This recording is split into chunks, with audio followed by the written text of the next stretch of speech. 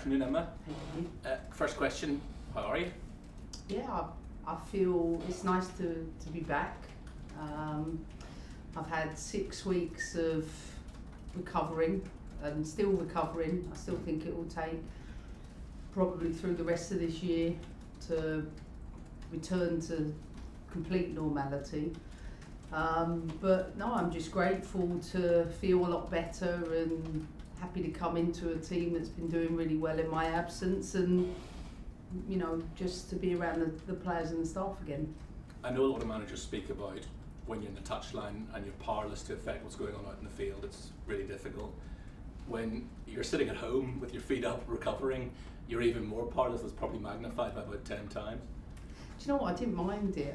Everybody thinks I had an earpiece with Denise, and only in the Man United game did it stop working the second half. But I was happy with the way the team was playing, and I feel so confident with the work my entire staff team are doing that sometimes those conversations are just interactions between Denise and I, that she's done a superb job anyway without me being there, along with Paul. And as I said, Paul said it many times, we've got such an experienced group, it's been comfortable for me to heal without the stresses. A hell of a game to come back for as well. London derby at Stamford Bridge. You know, your 10th anniversary obviously this year at the club. I mean, it's one not to miss. Yeah, absolutely. There's certainly, telling my doctors my first game back was in front of 40,000.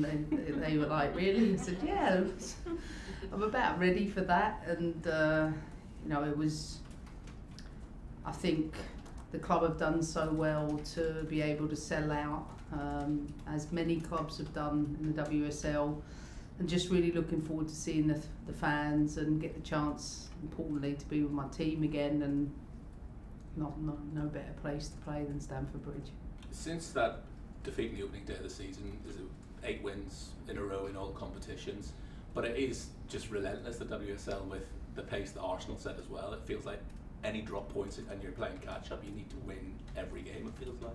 I think it's been like that ever since I've been here, so I don't portion any more expectation to it now than I did prior to that. I think the cliches that coaches put in front around it being one game at a time is merely because you don't actually have a lot of time between games, that you can only focus on the next game. I didn't even know we'd played 8 games in that time. Do you know what I mean?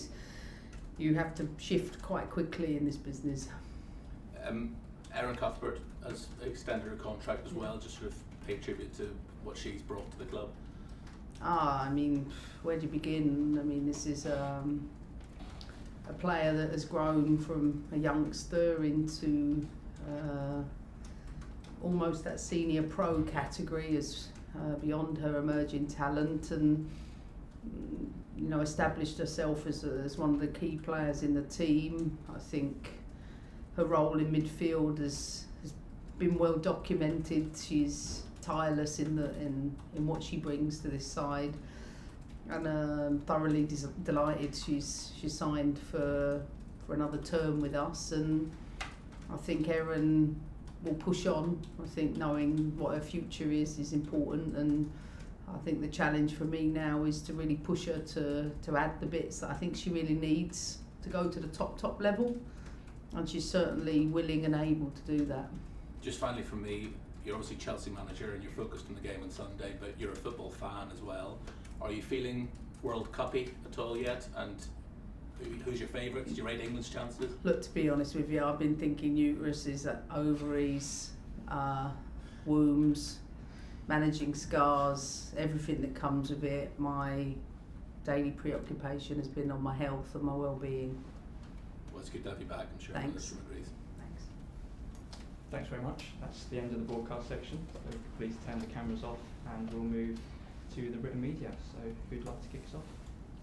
Hey Emma. Hello. I mean, the World Cup obviously starts in